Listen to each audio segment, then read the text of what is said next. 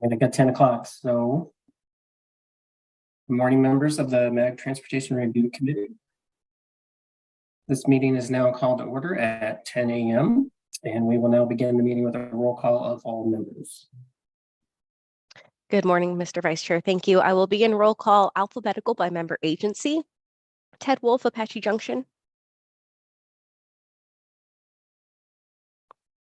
Clem Lagaki in for Paul Patney, ADOT. Present. Thank you. Raj Thowdam, Avondale. Present. Thank you. Amy Murray from Buckeye. Present. Thank you. Hal Marin from Cave Creek. Here. Thank you. Jason Crampton, City of Chandler. Here. Thank you. Christopher Salas from Town of Florence. David Janover from Fountain Hills. Present. Thank you. Jason Hafner, Town of Gilbert. Here. Thank you. Parab Adabala for Shahid Abbas, Glendale. Here. Thank you. Mr. Vice Chair, you are here. Bob Thaxton from Guadalupe. Here. Thank you. Keith Drunaski, Litchfield Park.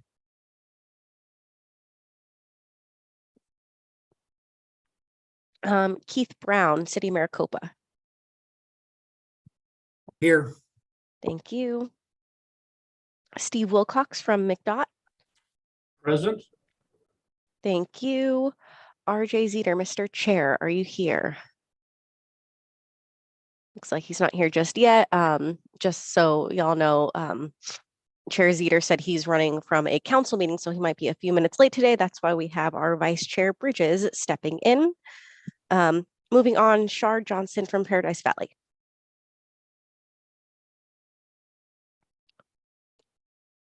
Adina Lund from Peoria. Here. Thank you. Christopher Wanamaker from Pinell County.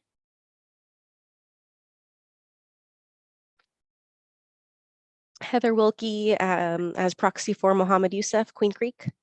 Present. Thank you. Mark Melanchenko, City of Scottsdale. Here. Thank you. Eric Boyles, City of Surprise. I'm here.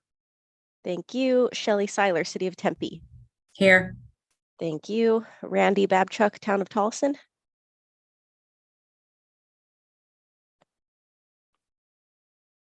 Herschel Workman, Town of Wickenburg. Grant Anderson, Youngtown. Here. Thank you. Is there anyone I missed in the roll call? All right, let me just make sure we have a quorum.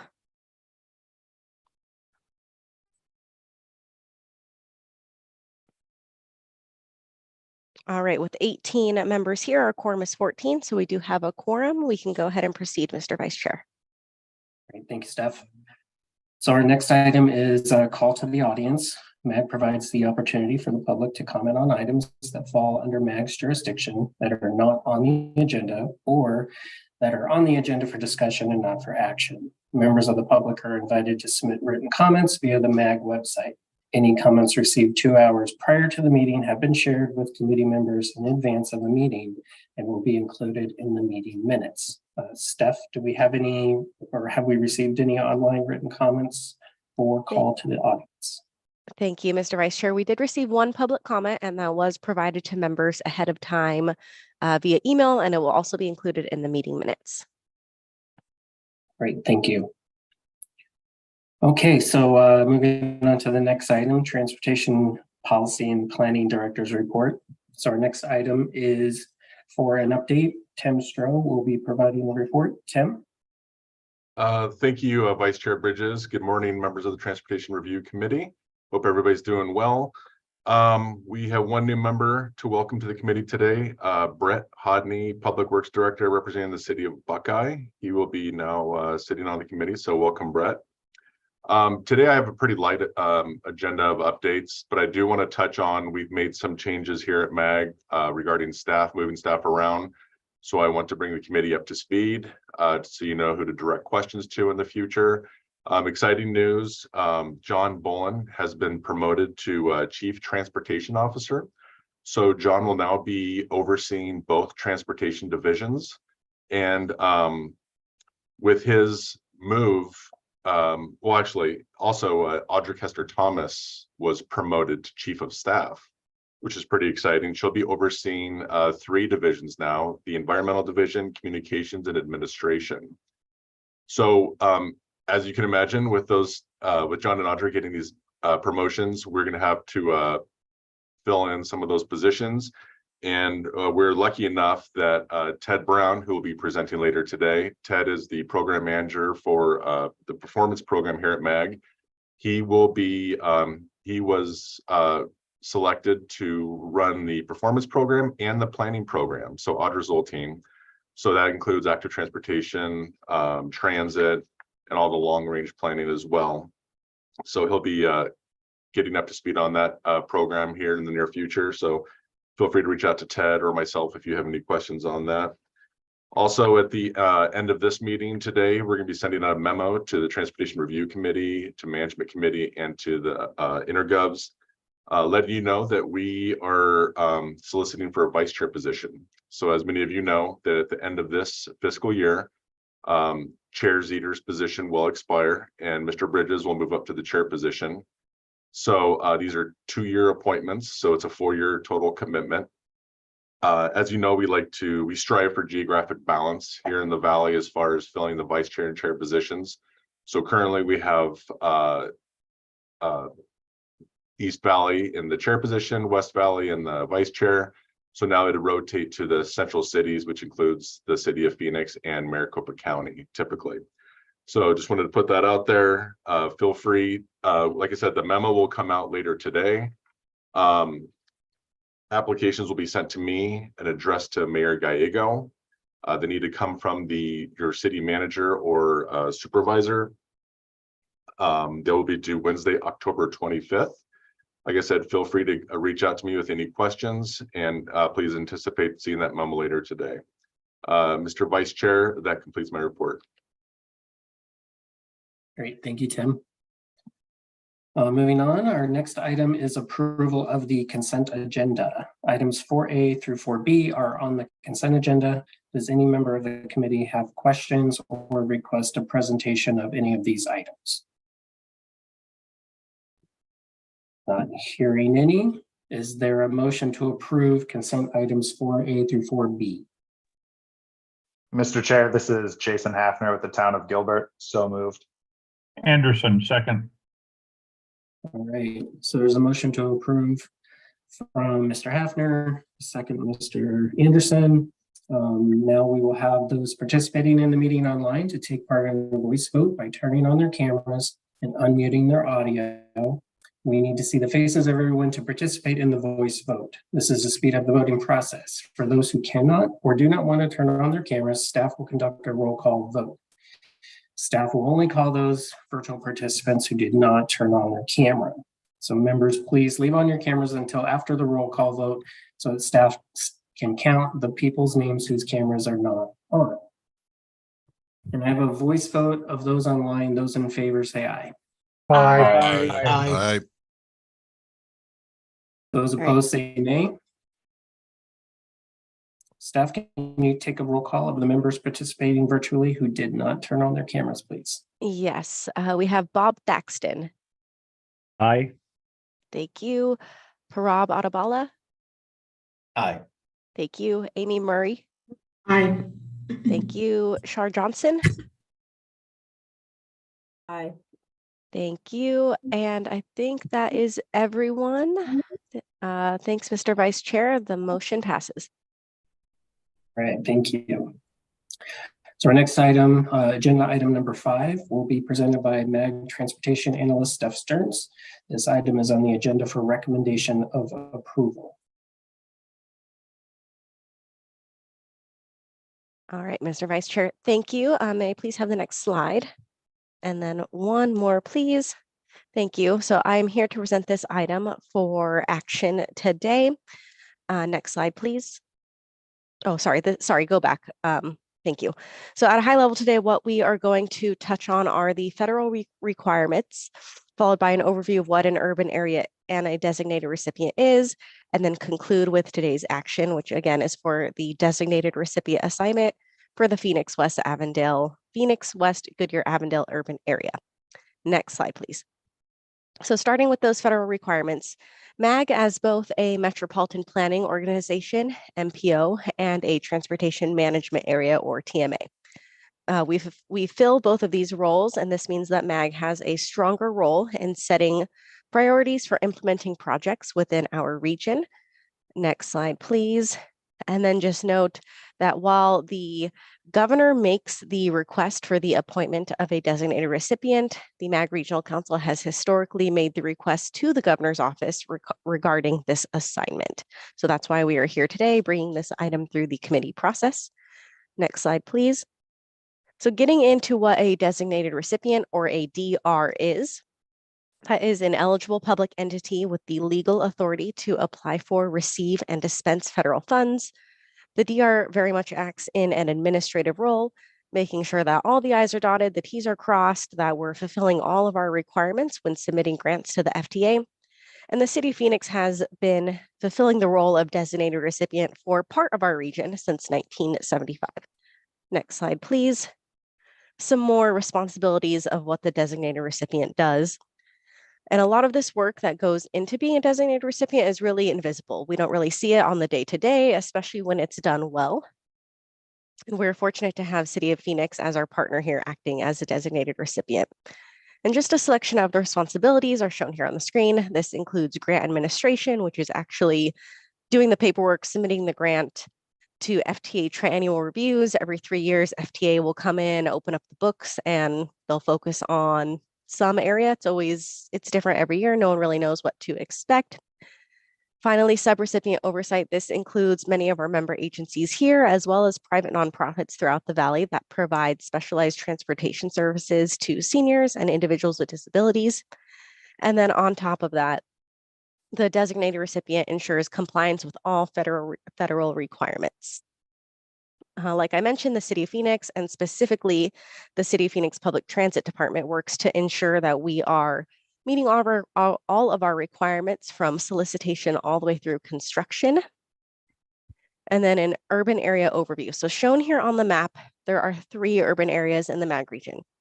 We have the Phoenix Mesa Scottsdale urban area shown in blue. In this kind of tan peach shade is the Phoenix West Goodyear Avondale urban area. That's the area we're talking about today. And then down south there in the purple is the Maricopa urban area. The 2 most important things to know about urban areas and why they matter is that they are designated by the census and that they determine federal fund apportionments, both the amount of funding and the type. So like I previously mentioned, urban areas get apportionments of FTA funds based on census criteria. We have 3 in the region. And then for each urban area, an eligible public entity either has been or will be appointed to administer FTA funds. And there are 2 ways that this can be done, which is through a direct or a designated recipient. Next slide, please. So this slide is showing the difference between FTA recipient types. A direct recipient serves areas that are considered small urban areas according to the census. Those are populations under 200,000. They work with the state DOT to request funding from FTA. In our case, that would be ADOT. And then they only oversee 5307 funds. Small urban areas get just one type of funding, which is 5307.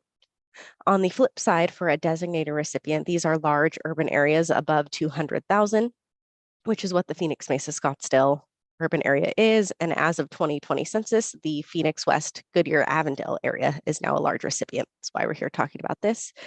They're able to request funding directly from FTA, and there are a greater selection of FTA funds. So 5307, 5310, 37, and 39 funds.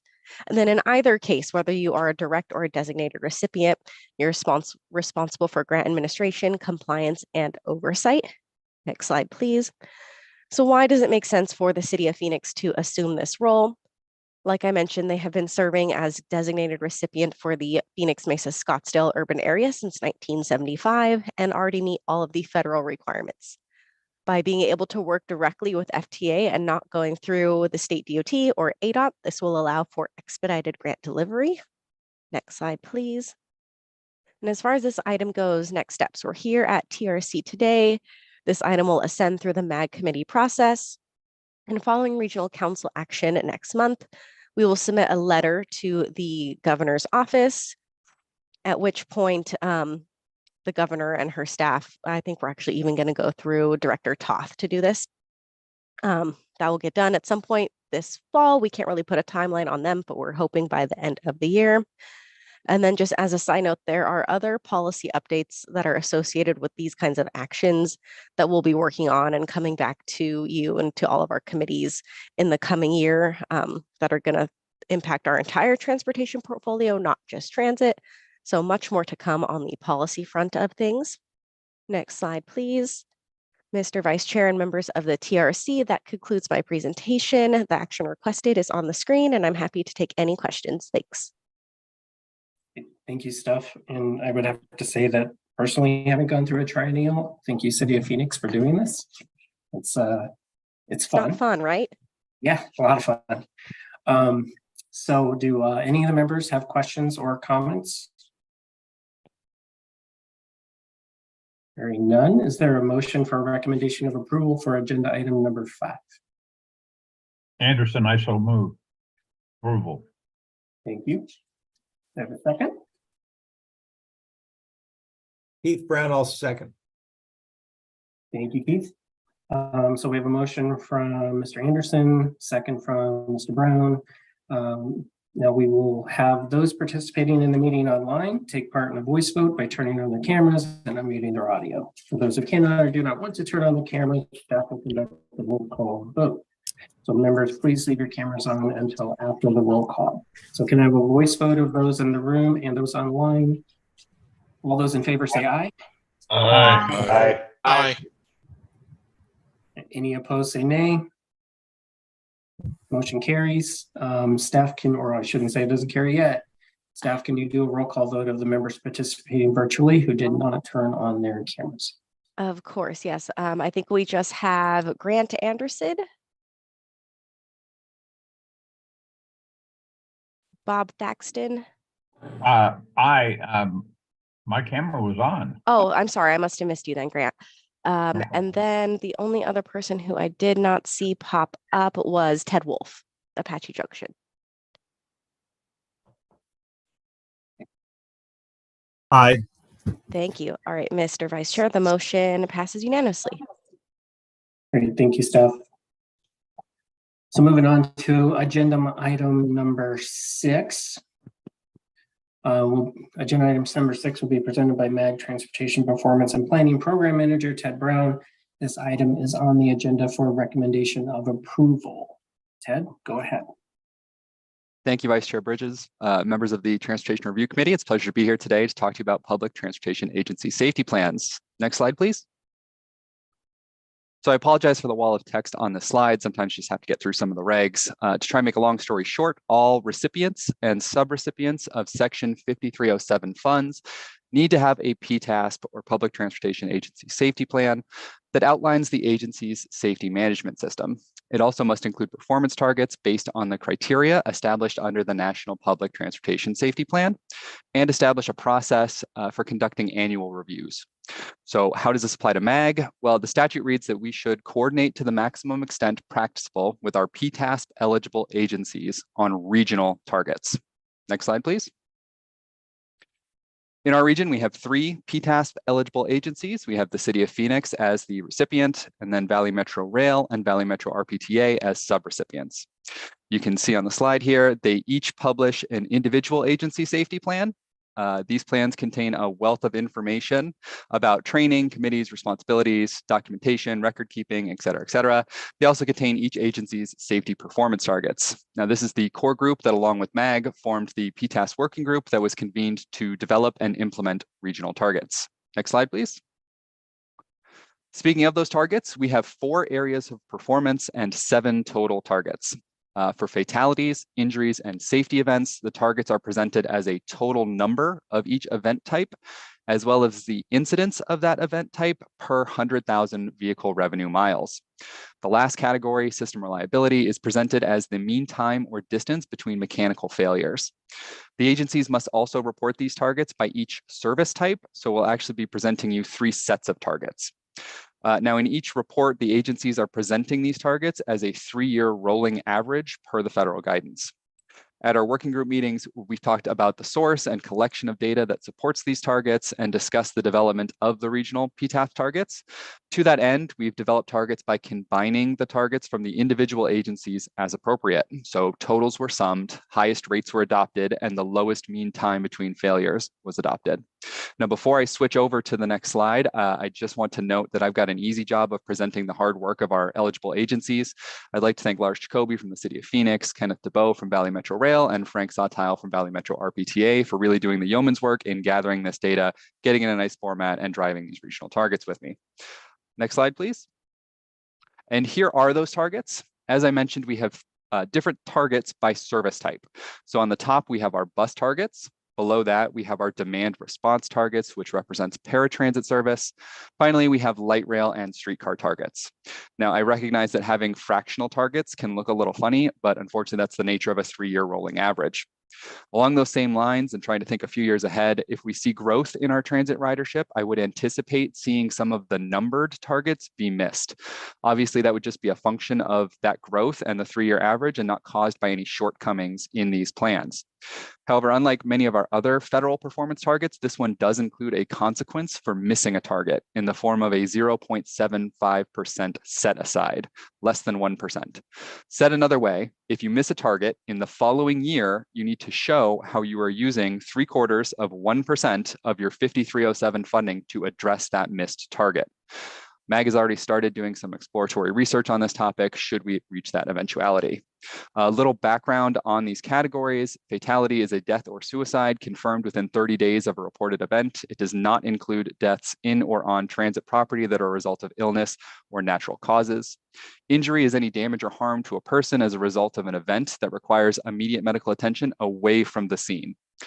Safety events are collisions, derailments, fire, hazardous materials, acts of nature that occur in a transit right-of-way, in a transit revenue facility, or in a transit maintenance facility. It also includes those that are on a transit revenue vehicle that meets the established NTD reportable thresholds. And finally, system reliability is the rate of vehicle failure in service, defined as a failure of some mechanical element of a revenue vehicle that prevents the vehicle from completing a scheduled revenue trip or from starting its next scheduled revenue trip because of actual movement limitation or safety concerns. Next slide, please.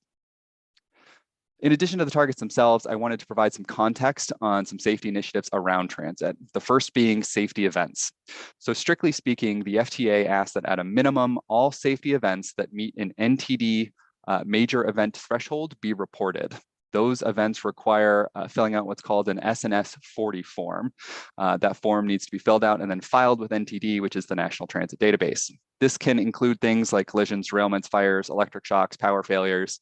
However, Valley Metro RPTA has elected to go above and beyond that standard, and they are reporting all safety events, even those that don't necessitate the filing of an SNS 40 form, meaning we're reporting a higher number of safety events than you might anticipate. To make that a little more discrete, they reported 367 safety events last calendar year, but only 29 of them rose to a level that required the completion of an SNS 40 form. It's right around 8%. Next up is safety assessments. A good number of them have been completed around light rail stations, which has led to new fencing being installed to discourage folks from putting themselves in a dangerous situation to cross the street. And finally, Valley Metro RPTA is working on implementing AI avoidance detection on a segment of their bus fleet, which also aims to improve safety. Next slide, please. I always like to end with what's coming next. So our working group is going to continue to meet. We'll discuss all things PTASP, how we can streamline collection and production of these targets, how we can refine our regional reporting and translate this data into actionable items. As our eligible agencies update their PTASP targets annually, we're going to do the same. And last but not least, starting next year, we'll be bringing you longitudinal tracking of these targets. We may need a couple of years for those targets to provide a meaningful trend, but there's no time like the present for us to get started. Next slide, please. This item is on the agenda today for action. Mr. Chair, that completes my presentation and I'm available for any questions. Thank you, Ted. Does anybody have any questions or comments for Ted? Hearing none, is there a motion for recommendation of approval for agenda item number 6?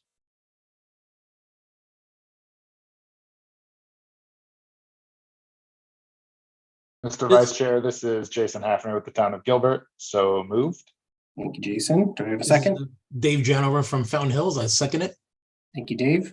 We have a motion from Mr. Hafner, second from Mr. Jenover. We will have those participating in the meeting online now take part in the voice vote by turning on their cameras and unmuting their audio. For those who cannot or do not want to turn on their cameras, staff will conduct a roll call vote. Please leave your cameras on until after the roll call vote. Can I have a voice vote of those in the room or those online? Those in favor say aye. Aye. Opposed, say nay.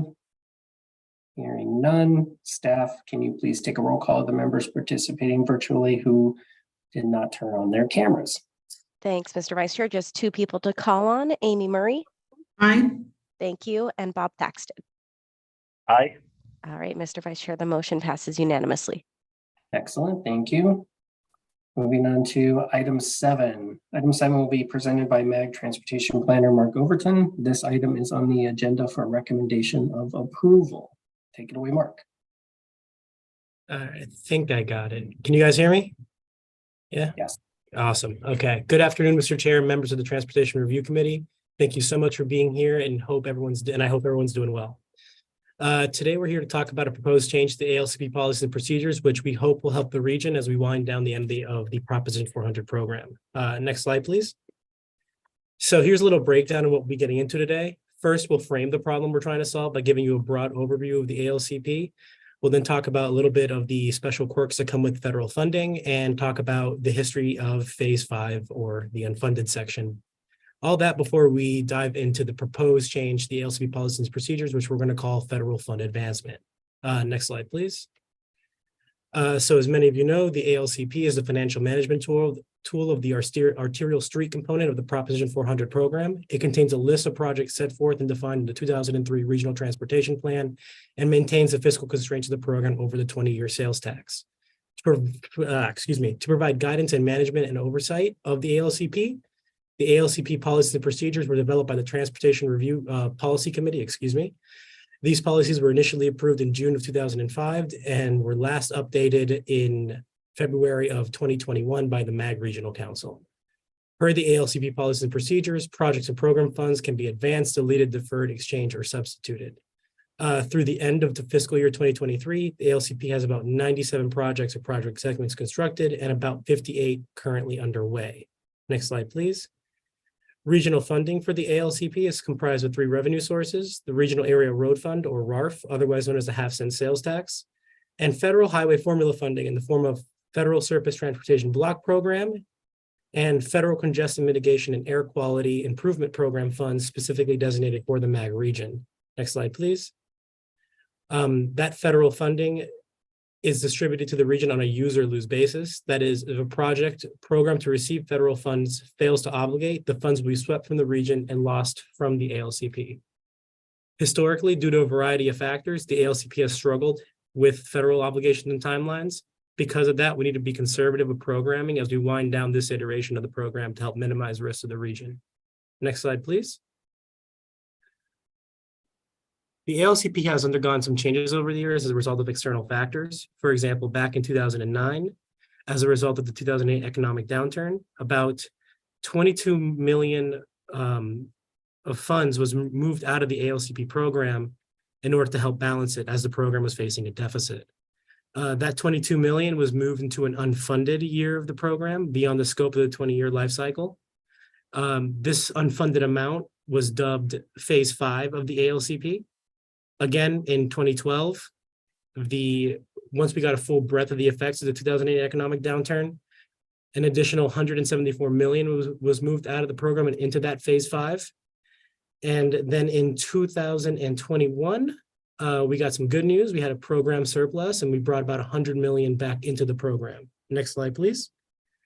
As of today, we have about 96 million sitting in that phase 5 and a program balance of about 126 million, with most of that being federal formula funding. Next slide. So that all being said, this brings us to today's proposal. We want to amend the ALCP policies and procedures to include a formal process that will allow our member agencies to bring funds from phase 5 back into the program. The process stands to help solve the issue of losing federal funding from the ALCP and being wiped from the region. So the federal fund advancement process represents the opportunity for our member agencies to bring funds back into the program by establishing a process that allows agencies to bring a portion of phase 5 reimbursements back into the ALCP. I want to note that due to the program balance, at this time, only federal funds we brought back into the program. And the process is going to be consistent with the existing ALCP policies and procedures, and will have safeguards in place to minimize risk of losing federal funding to the region. Next slide, please. So a little bit of mechanically what this might look like. As part of the process, only funding in phase 5 would be advanced. As previously stated, the funds in phase 5, well, actually not as previously stated, excuse me. The funds sitting in phase 5 do not have a designated funding source. Therefore, we here at MAG will work closely with our member agencies to federalize these funds and make sure they attach to the appropriate projects. On those projects, and this is the important part here, projects receiving federal funding as part of federal fund advancement must be federally eligible and able to obligate those funds in the current fiscal year. If the requests from member agencies exceed the available funding, requests will be fulfilled on a proportional basis. Next slide, please. So this is what an annual timeline would look like as part of this process. Applications will go out to our member agencies in February, and they'll be due back to us in March. We'll work closely with our member agencies to make sure that the applications are, good. That we'll bring the process through technical committee in April and policy committee in May in advance of the ALCP annual update in June. Next slide, please. So for everyone's sake, I won't go through line by line what this says, but the language is included in the agenda packet. And if you guys have any questions, please feel free to reach out to me or anyone here at MAG about this. Next slide, please. Some important notes. I want to stress that the program here will follow the existing ALCP policy and procedures for moving funding, including funding sitting in phase 5. And we here at MAG will work with ADOT on the advanced constitution agreements to make sure they land in advance of the federal funding process, the federal fund advancement process, excuse me. This policy is meant to be temporary. It's meant to be here through the end of the program to help carry us through the end of the ALCP. We do not envision carrying this over into the extension. And future discussions will be held to discuss the end of the current iteration of the ALCP. Next slide, please. So that being said, we're requesting approval to the change of the ALCP policies and procedures to allow for this process to be a thing. I'm happy to take any questions, and yeah, that's it. Mr. Chairman, this is Jason. I have a question if I can. Yep, sure. Please do. Go ahead. Yeah, thank you, Mark. I actually have a couple questions. So first, agencies would not be able to request more funding than what they have in that phase 5 unfunded. Is that correct? Yeah, so for now, our focus is getting that federal funding that's been moved out of projects that were allocated, like that member agency had back into the program. Okay. That's true. And then you mentioned the timeline for this year. For future years, I'm expecting probably a similar timeline. We've got projects coming up that we wouldn't be able to obligate this year, but the upcoming year, we've got perfect projects we'd be able to use some of this unfunded on. Just want to make sure that would still, the plan is to have that in place the following year as well. Yeah, excuse me. Yes, that's the timeline that we would keep throughout the end of the program. Okay, thank you.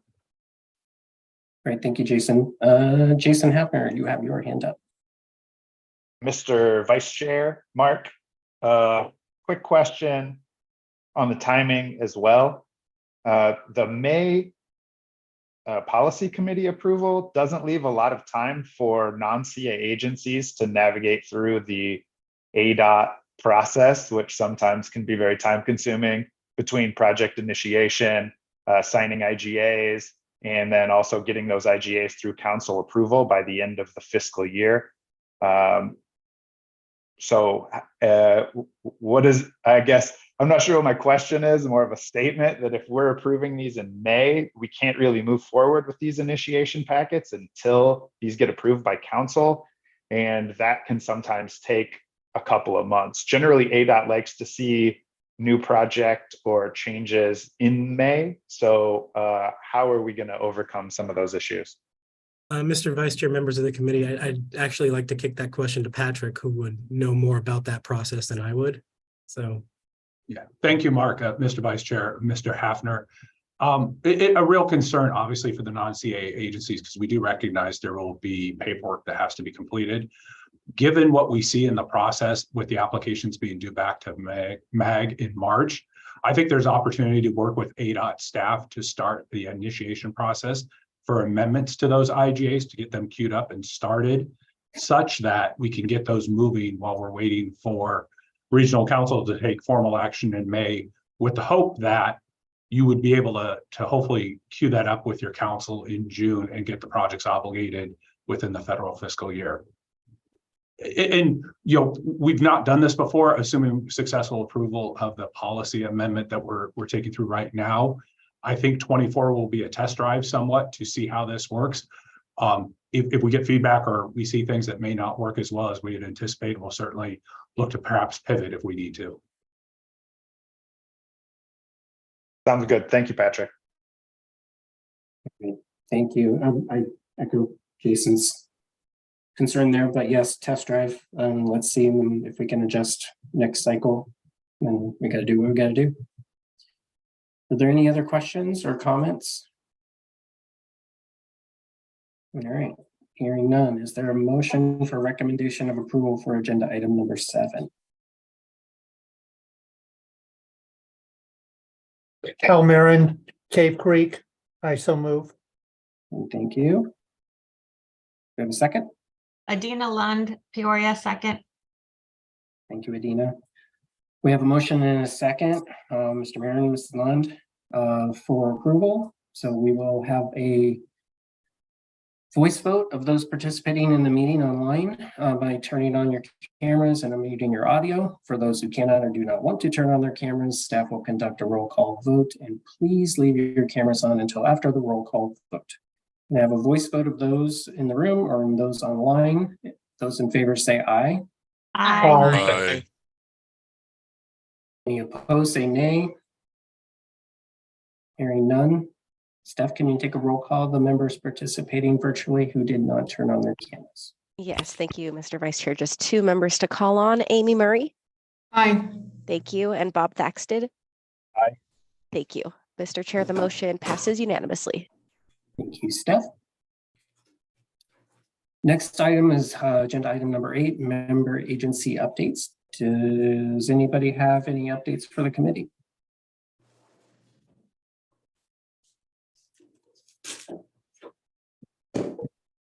Hearing none, move on to agenda item number 9, request for future agenda items. Are there any requests by committee members for an item on a future agenda?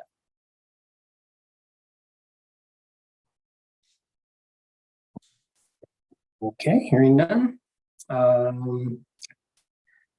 So we're wrapped up. Next meeting of the Transportation Review Committee will be on Thursday, October 26th at 10 a.m. And with no further business, today's meeting is adjourned at 10:30 a.m.